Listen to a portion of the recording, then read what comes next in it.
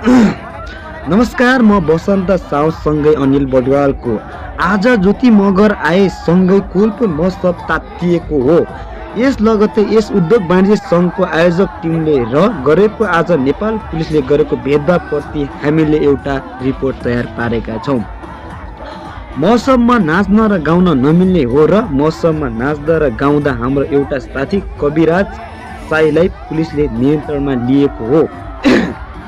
नियन्त्रणमा लिएसँगै पुलिसले कसरी किन लग्यो भन्ने बारेमा एकछिन एउटा रिपोर्ट सुनौँ आम साथीबाट। के भएको सर यता? यहाँ यस्तो हो, यहाँ कोलपुर मेरा भइरहेको थियो होइन। हजुर कोलपुर मेरा भइरहेको थियो अनि यता अब नाच्ने क्रम भइरहेको थियो। अब एकजना हाम्रो साथी चाहिँ उठेर नाचिरहेको थियो। हजुर पुलिस आएर च्याप्पै सधैँ लगिहाल्यो।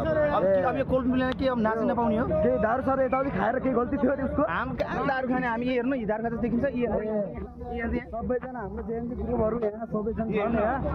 आफै गल्ती बिना गल्तीको कारण त हाम्रो केही गल्ती थियो? हाम्रो केही गल्ती छैन। हजुर भन्नुहोस् त। हामी मजाले आपसमा कुरा गरेर आथ्यौँ, कुरा गरेर भराउन लाग्यो। हराएर चाहिँ च्याप्प समातेर अनि उले सरले पनि रब बोल्यो। सरले पनि रब बोल्यो। अगाडिको मान्छे ठुलो मान्छे रब बोलेपछि पुलिस मान्छेले बोल्दैनन्। पुलिसलाई पनि त हाल्नु पर्यो चाहिँ नि। पुलिसलाई पनि हाल्नु पर्यो। धेरै केही भयो नि अब यहाँ होइन। यस्तो चाहिँ कोलपुर मेलामा चाहिँ अलिक पुलिसको चाहिँ यो नाइन्साफ भएको छ होइन। अब नाच्ने मेला के गर्न राखेको? नाच्नलाई त राखेको त। त्यसपछि पुनः स्वागत छ। तपाईँले सुन्नुभयो होला, बिना गल्ती बिना पुलिसले समातेको भन्ने आरोप छ। यसमा तपाईँहरू के भन्नुहुन्छ? हस्त